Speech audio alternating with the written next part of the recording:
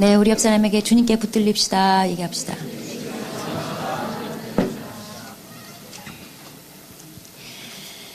오늘 말씀은 빌립보서 2장 1절부터 4절까지 말씀입니다.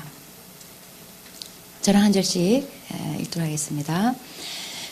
그러므로 그리스도 안에 무슨 권면이나 사랑에 무슨 위로나 성령에 무슨 교제나 긍휼이나 자비가 있거든.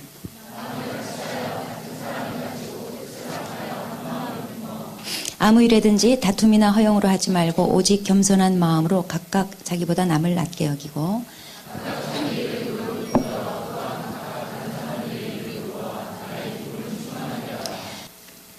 네, 바울이 이제 빌립보서 1장에서는 자신이 이제 복음 때문에 투옥당한 게 은혜라면서 걱정하고 불안해하는 빌립보 교인들을 안심시켰습니다. 그리고 나는 괜찮으니까 내 걱정 말고 너희는 복음에 합당하게 생활해라 이렇게 말하고 있습니다. 이제 빌립보서 2장부터는 그 복음에 합당하게 생활하는 게 뭔지에 대해서 구체적으로 이제 제시하고 있습니다. 빌립보서는 빌립보 교회 교인들에게 보낸 편지예요.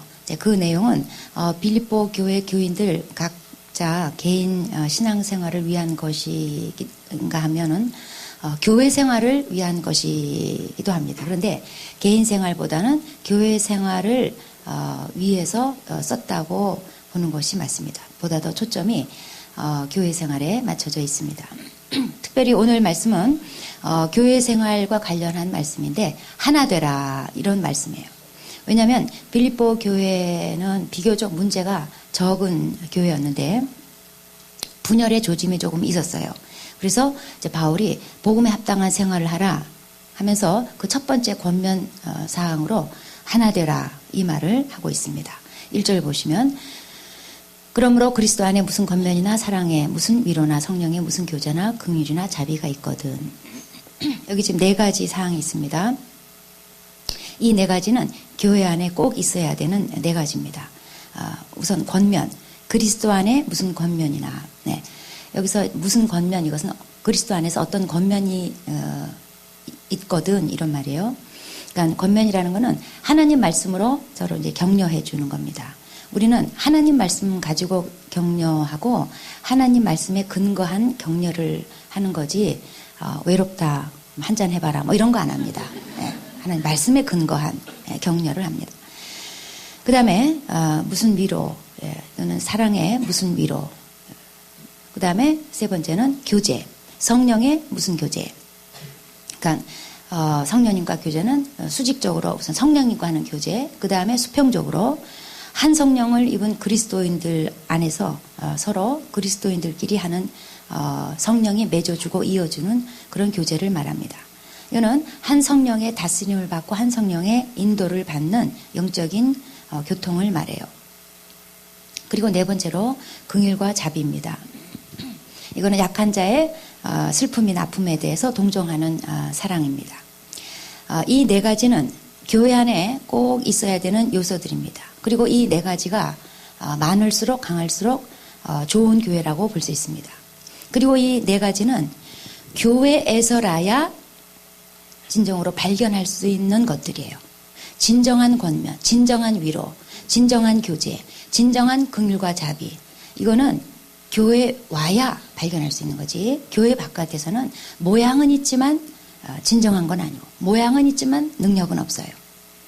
요즘 한국 사회가 SNS 과잉 몰입 현상이 있습니다. 사이버 세계에서 나와 비슷한 처지와 관심사 가진 사람들 사이에서 그냥 좋아요 눌러대면서 댓글 남기면서 실시간 위로와 맞장구를 치고 받으면서 묘한 힐링의 기분을 느껴요. 그런데 이런 피상적인 교류에서 얻는 힐링의 느낌이나 안도감은 현실에서 금세 무력감에 빠지게 하고 피로감에 빠지게 만들어요. 근데 교회 공동체는 달라요. 최소한 우리 교회는 달라요. 진정한 권면이 있고 진정한 위로가 있고 진정한 교제가 있고 진정한 긍휼과 자비가 있어요. 셀 안에 가보면은 이런 것들을 많이 경험하게 돼요. 이런 것이 잘 균형 잡혀 있고 풍성할 때 그게 건강한 교회고 건강한 셀입니다.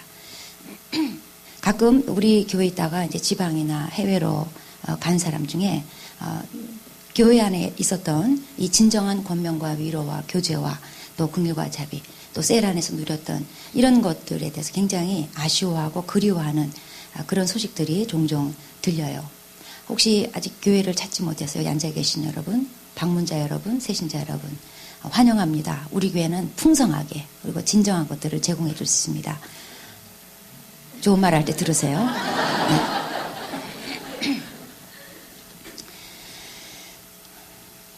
이 절 마음을 같이하여 같은 사랑을 가지고 뜻을 합하며 한 마음을 품어. 자, 하나가 되라는 건데 1절에서 계속 읽어보면은 그리스도 안에 무슨 권면이나 무슨 그 사랑에 무슨 위로나 성령의 무슨 교제나 긍휼이나 자비가 있거든 마음을 같이 해라. 이게 무슨 말이냐면은 자, 너희 안에 어떤 권면이나 위로나 교제나 긍휼 자비 이런 게 있느냐? 그렇다면 마음을 같이 해서 뜻을 합해서 한 마음을 품어라 이런 거예요. 그러니까 우리가 권면이나 위로나 뭐 자비나 뭐 이런 걸 베풀 때 이런 교제를 할 때 각각 제각각 하는 것이 아니라 서로 등지고 하는 것이 아니라 개인 플레이 하는 것이 아니라 마음을 같이 하라는 거예요. 뜻을 합하라는 거예요. 한 마음을 품고 이런 것들을 해라 이 말이에요. 이런 교회에 있어야 될 이 네 가지여서 한 마음을 품고 해야 된다 이거예요. 뭘 하든지 마음과 뜻을 합해서 하라는 하나됨에 강조를 하고 있어요. 이 하나됨은 성경의 대메시지 중에 하나입니다. 이 세상에서는 하나가 될 수가 없어요. 성경은 세상이 하나 되라 이거를 말하지 않고 또 그건 될 수도 없다고 선언하고 있습니다. 왜냐하면 진리하고 세상은 원수이기 때문에 어차피 하나가 될 수가 없어요. 그래서 세계 뭐 종교가 하나 되고 뭐가 하나 되고 이거 다 헛짓입니다. 성경은 그렇게 말하고 있잖아요. 성경과 아니 그 세상과 진리는 어차피 하나가 될 수 없다. 성경이 말하는 하나 되라는 것은 복음 안에서 진리 안에서 하나 되라는 말이에요. 어떻게 하나 될 수 있는가? 또 왜 하나 돼야만 하는가? 복음은 모든 사람을 평등하게 만듭니다. 그 사람의 학력이나 경제력이나 능력이나 이런 거 아무것도 요구하지를 않아요. 우리가 예수를 주로 믿고 시인하고 같은 신앙을 고백할 때 더 이상 다른 것을 묻지 않는 게 복음이에요. 그 세상적인 잘남을 가지고 대우해주지 않는 게 복음이에요. 그래서 복음으로 충만한 교회는 세상적인 거 가지고 와서 잘난 척할 여지를 조금 더 주지 않는 교회예요. 바로 우리 교회. 조금 아까 간증한 형제가 난 왕년에 자기 몸에 착장한 게 1,000만 원이 넘어도 그 형제는 왜 1,000만 원어치를 착장했으면 또 태가 안 날까? 난 몰랐어요. 오늘 간증 듣고 알았어요. 알아주지도 않아 이런 거. 이런 게 바로 복음으로 충만한 교회예요. 좋은 교회예요 우리 교회는. 군대 가면 맨 처음에 하는 일이 옷 갈아입는 일입니다. 군대에서 지급한 옷을 입어요. 이건 무슨 얘기냐면 너희는 군발일 뿐이다. 예. 입대 전에 학력이 뭐 스펙이나 뭐 나이나 신경 꺼라. 이제부터 너희는 다 똑같다 그 말이에요. 그래서 똑같은 군복을 입음으로써 공동의 목표를 향해서 공동의 충성심으로 하나 되게 만들겠다는 거예요. 예수님이 십자가 지기 전에 요한복음 17장 11절에 우리와 같이 그들도 하나 되게 하옵소서라고 기도하셨어요. 왜냐하면 교회는 사명을 감당하는데 꼭 필요한 필연적인 요건이 뭐냐면 하나 되는 거예요. 군대처럼 교회도 복음 전파라는 공동의 목표와 사명이 있습니다. 하나님의 나라 확장이라는 공동의 목표를 가지고 싸우는 공동체예요. 그래서 예수 믿고 나면 세상 옷 다 벗어 던지고 그리스도로 옷 입고 똑같은 옷 입고 하나 되는 것이 바로 교회예요. 근데 군대에 내부 분열이 있다. 이거는 자멸이에요. 교회도 마찬가지입니다. 하나 돼야죠. 어떻게든지 하나 돼야 공동의 목표, 복음을 전파하고 하나를 확장하는 목표를 달성을 할 수 있고 사명을 감당할 수 있는 거지. 하나가 되는 게 그냥 깨지면 교회는 바로 무력화되고 말아요. 또 교회가 하나 돼야 되는 이유는 성도 한 사람 한 사람 각 개인의 유익을 위해서 하나 되는 것이 꼭 필요해요. 건강한 몸이라는 게 하나 된 몸이 건강한 몸이에요. 중풍 걸리면 몸이 하나가 안 돼요. 뇌는 지시하지만 몸이 따라주질 않아요. 따로따로 놀아요. 그래서 교회도 하나가 됐을 때 그게 건강한 몸, 건강한 그리스도의 몸인 거예요. 그 몸에 내가 붙어 있어야 내가 건강하지. 건강치 않은 교회, 분열된 교회, 그냥 갈갈이 찢긴 교회에 내가 한 지체로서 교인으로서 붙어 있을 때는 아무래도 나의 건강성이 유지될 수가 없는 거예요. 나도 건강치 못하게 되는 거예요. 또 하나됨을 지키려고 한 번 인내하고 또 한 번 인내하고 수고하고 그 과정 자체가 그 사람에게 영적인 성장과 성숙을 가져다 주기 때문에 하나되게 하는 거, 하나된 교회로 만들어내는 이게 바로 성도 각 개인의 유익을 위해서 굉장히 중요하다는 겁니다. 교회의 하나된 모습은 마치 잘 준비되고 연습된 오케스트라 연주와 같아요. 오케스트라는 여러 각각 다른 악기, 모양이나 음색이 다 다른 악기가 서로 다른 악보를 가지고 연주를 합니다. 그리고 연주 시작하기 전에 보면은 각각 자기 조율하느라고 아주 단조롭고 시끄러운 소리를 찌막 이렇게 하면서 막 내요. 장내가 아주 어수선해져요. 가보셨나요? 평생에 한 번은 가보시기 바래요. 네. 현장에 안 가보면 몰라요. 뭔 말인지 몰라요. 우리가 녹화된 것만 보면은 딱 거기서부터만 보기 때문에 그 앞에 뭐 찌릿대고 막 시끄러운 거 못 봐요. 현장 가보면은 다 봐요. 얼마 전에 우리 박종규 전도사가 경품에 당첨이 돼가지고 예수전당에서 하는 바이올리니스트 주미 클라라 강이라는 아주 미모의 그 연주자가 있어요. 거기에 어떻게 경품이 당첨이 됐어요. 그래가지고 거기 간다 그러길래 제가 속으로 축원해줬어요. 문화인이 돼서 돌아와라. 그러면서 이제 그리고 그녀는 얼짱이라는 제가 정보도 좀 주고 그런데 비보를 들었어요. 가서 뭐 그게 자기랑 맞겠어요? 그냥 한번 가본 거지. 얼굴만 보고 미모만 보고 그 다음부터 신 졸기 시작해가지고 사물놀이 하면서 앞뒤로 막 계속 졸다가 드디어 뒤로 고개를 꺾고 계속 주무시다가 오셨대는. 그래도 한 번은 갈보를 필요는 있어요. 자, 오케스트라 연주할 때 일단 지휘자가 입장을 하면 지금까지 계속 부산했던 단원들의 소리가 딱 멈춥니다. 그리고 지휘봉이 딱 올라감과 동시에 하나된 소리를 쫙 내요. 서로 다른 악기가 서로 다른 소리들이 아주 질서와 조화를 이루어가면서 함께 어우러져 가지고 아름다운 화음을 내요. 교회가 그런데요. 서로 다른 배경과 계층의 사람들, 서로 다른 성격, 서로 다른 개성 이런 사람들이 모여가지고 오직 예수 믿는다는 하나 때문에 복음 안에서 하나 돼가지고 어우러져서 하나의 소리를 내는 게 교회 공동체예요. 제 생각에는 작곡자가 하나님이시고 악보가 성경책이고 지휘자가 영적 지도자예요. 그래서 지휘자의 해석에 따라서 곡이 조금씩 달라지기도 하고 또 지휘자의 능력에 따라서 또 연주의 실력이 달라지기도 해요. 어쨌든 서로 다 다르지만 작곡자이신 하나님의 뜻을 따라서 주님 주신 성경이라는 악보를 가지고 지휘자의 인도에 따라서 한 음을 내는 겁니다. 근데 만약에 심벌 주자가 말이에요. 오늘 뿔 따고 딱 나가지고 왜 나는 맨날 뒤에 서 있어? 그리고 왜 이번에 딱 한 번 치는 거야?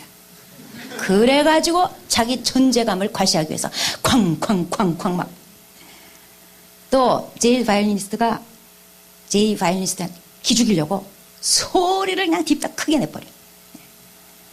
또 어떤 연주자는 지휘자 꼴 보기 싫어가지고 악보대로 안 하고 심술분이 하고 지멋대로 소리 막 내버려요. 이런 게 성경에서 말하는 다툼과 허용으로 하는 거예요. 연주 파괴범이에요.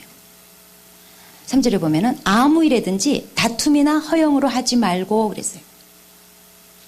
교회 공동체에서는 어떤 일이든지 어떤 섬김이든지 간에 다툼이나 허용으로 하는 거 허용되지 않습니다. 교회에서는 다툼과 허용으로 하는 경우가 많다 이런 뜻이기도 해요. 바울이 이런 말을 했다는 거는 바로 이 앞에 빌립보서 1장 15절에서 이미 그런 내용이 나왔어요. 바울이 투옥돼 있는 동안에 어떤 사람들이 자기 이름을 내려고 바울을 2인자 3인자로 만들려고 투기와 분쟁으로 열심히 복음을 전파했다. 앞에 1장 15절에 그렇게 기록되어 있어요. 바울 때도 그런 상황이 있었어요.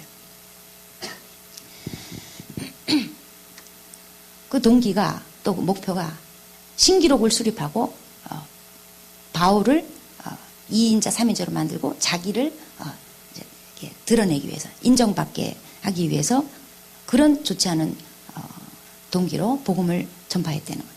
또 고린도 교회의 경우도 보면은 아주 열심히 많았고 또 영적인 것을 굉장히 추구하는 교회였어요. 그렇지만 그 교회 문제가 뭐냐면 지도자들 몇 사람 앞세워놓고 바울파, 아볼로파, 뭐 베드로파, 무슨 파 이렇게 파 당을 지어가지고 우리가 더 잘났다면서 열심을 냈어요. 뭘 잘해도 우리 파가 잘 되기 위해서 열심히 하는 거예요. 이런 게 바로 다툼과 허영으로 하는 거예요.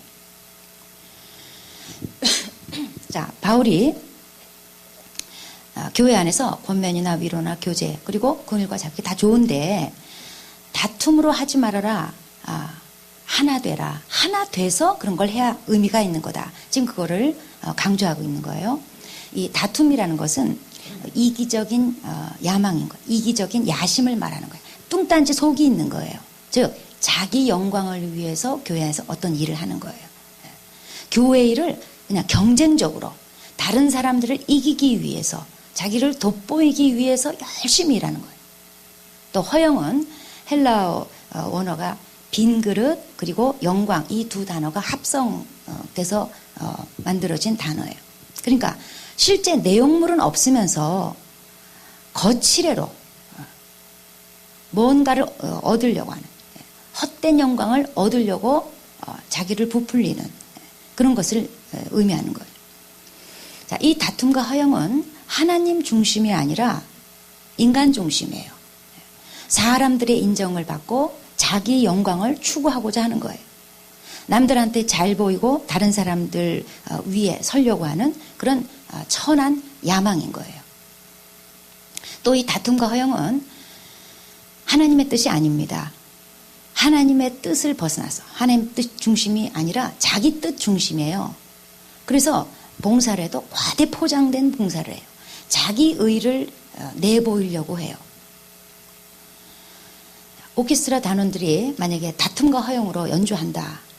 있을 수 없는 거예요. 그거는 불협화음밖에 나올 게 없어요. 교회 안에서 다툼과 허영이 역사하면 이런 불협화음이 나오는 거예요. 하나님은 이런 헛된 영광을 구하고 자기 영광을 추구하는 이걸 일절 인정하지 않습니다. 그런 동기에서 한 모든 섬김과 봉사는 하나님 나라에 속하지 않아요. 그래서 교회 안에서 무슨 사랑을 하든 교제를 하든 권면을 하든 뭘 하든 다툼과 허영을 하지 말고 한 마음이 돼서 다른 사람을 자기보다 낮게 여기고 겸손하게 해라. 지금 바울이 그런 말을 하고 있어요. 그래서 다툼과 허영의 대안으로 오직 겸손한 마음으로 각각 자기보다 남을 낮게 여기고 이제 겸손은 워낙 큰 주제이기 때문에 다음 시간에 하도록 하겠습니다. 4절에 보면은 각각 자기 일을 돌볼 뿐더러 또한 각각 다른 사람들의 일을 돌보아 나의 기쁨을 충만하게 하라.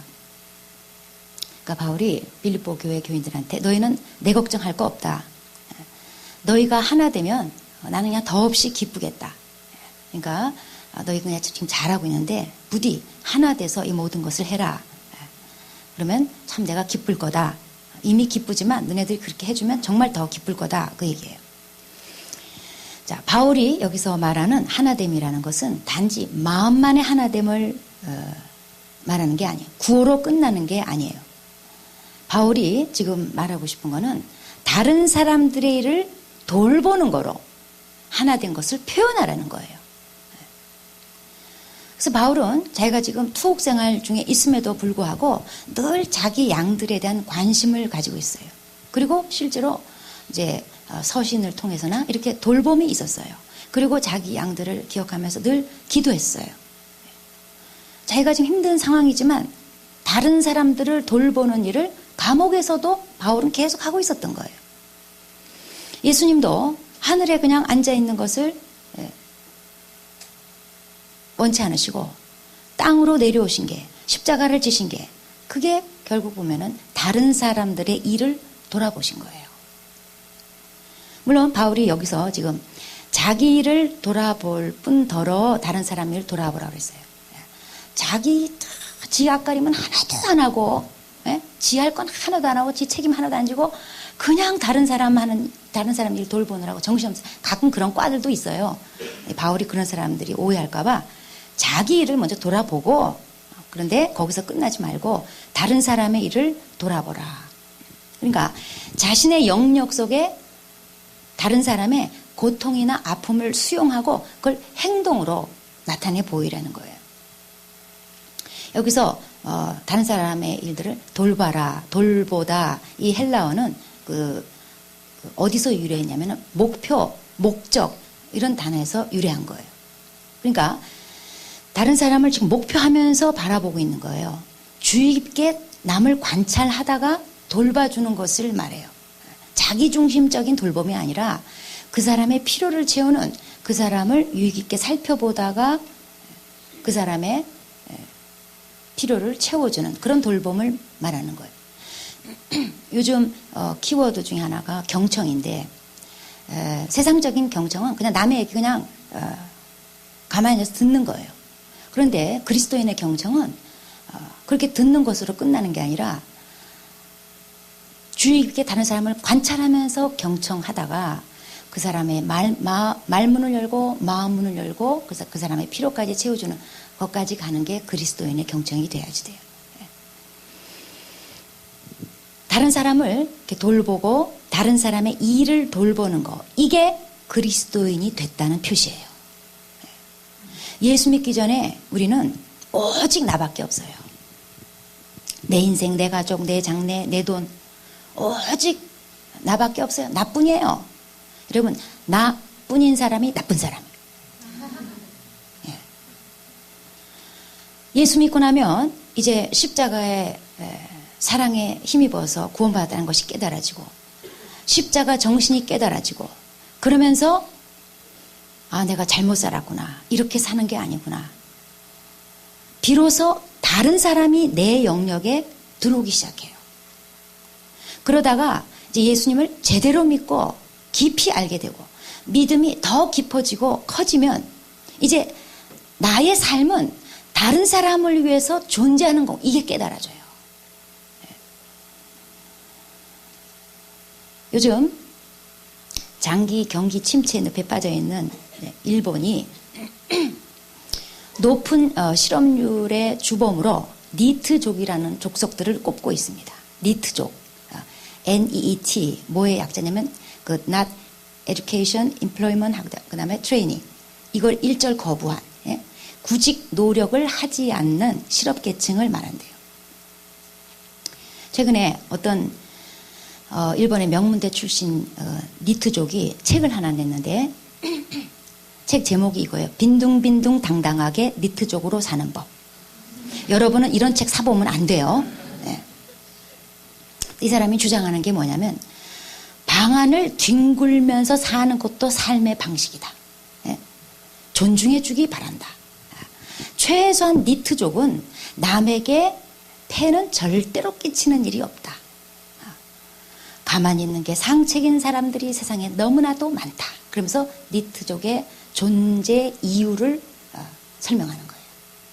그러면서 진짜로 폐 끼치는 사람들은요, 어떻게든지 욕심 많고 그냥 자기 것만 챙기고 이런 사람들에 의해서 세상이 망가지지, 니트족은 세상을 망가뜨리지 않는다. 이게 이 사람이 하고 싶은 주장이에요.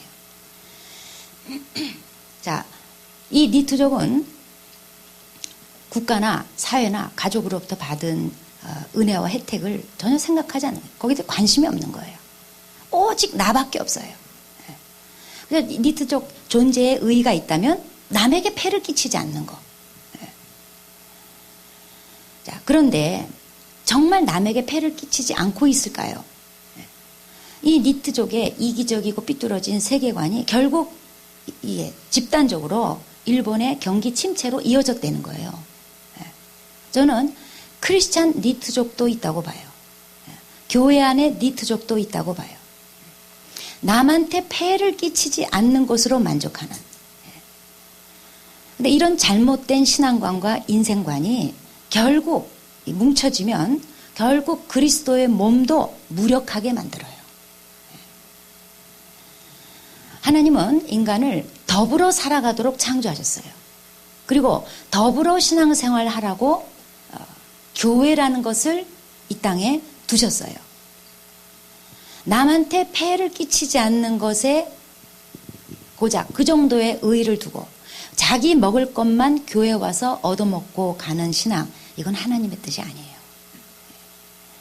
적어도 제자 훈련 받은 정도라면 오늘 바울이 말한 대로 각각 다른 사람들의 일을 돌봐야 돼요. 나뿐인 사람은 나쁜 사람이에요. 다른 사람의 일을 돌보는 거, 이것이 그리스도인이 됐다는 표시입니다. 내 마음의 영역에, 내 삶의 영역에 다른 사람이 들어오게 합시다. 다른 사람의 일을 돌보는, 돌아보는 그리스도인으로 살아갑시다. 기도하겠습니다.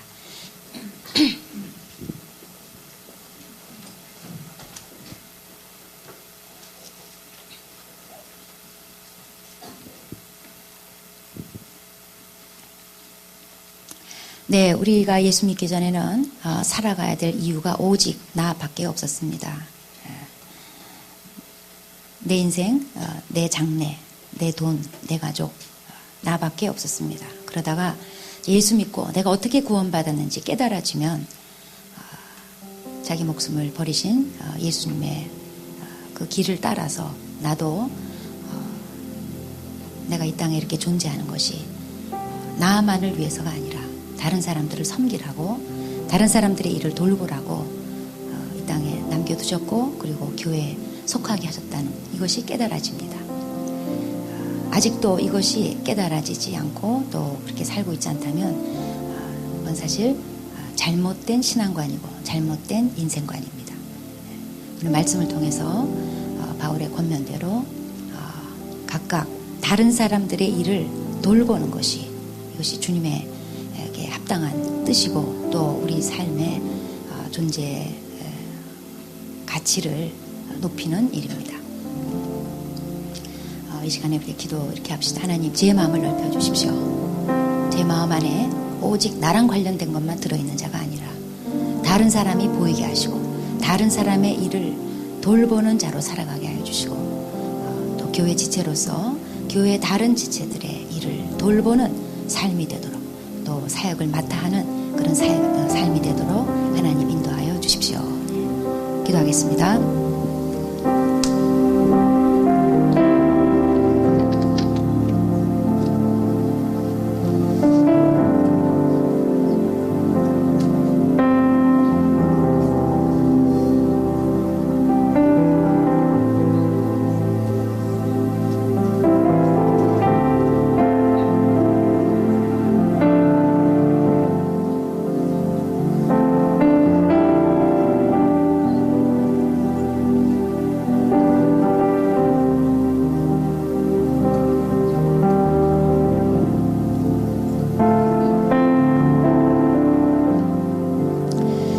예수님께서 하늘에 앉아서 영광 받으시고 영원토록 그렇게 지내셔도 아무런 문제 없지만 주님이 저희들을 돌아보셨기 때문에 이 땅에 내려오셨고 저희 죄를 위해서 희생제물 되어주셨습니다. 이 은혜 받고 구원받은 저희로서 이제 나밖에 모르고 오직 내 신앙만 위해 사는 것은 하나님의 뜻이 아니고 잘못된 것임을 고백합니다. 하나님, 우리의 마음을 넓혀주십시오. 사실 내가 오늘 있기까지 나도 누군가가 나를 돌아봐 줬기 때문에 이 자리에 이렇게 앉아서 예배를 드립니다. 하나님, 내 마음을 넓혀주시고 이제 내가 다른 사람들의 일을 돌아볼 것은 어떤 것인지, 누가 나의 손길을 필요로 하고 나의 돌봄을 그리고 나의 사역을 필요로 하는지 헤아려 보게 하여 주시옵소서. 하나님 아버지, 그래서 영적 니트적으로 내 인생 끝내는 것이 아니라 다른 사람 향해서 찾아가고 마음을 열고 섬기고 돌보고 내 마음속에 다른 사람들이 가득가득 들어있는 그런 건강하고 올바른 신앙인으로 살아가도록 또 받은 은혜에 합당한 복음에 합당한 삶을 살도록 도와주십시오. 우리 사랑하는 모든 지체들이 각각 다른 사람들의 일을 돌아보는 그런 여유롭고 그리고 합당한 삶을 살게 도와주십시오. 예수님의 이름으로 기도합니다.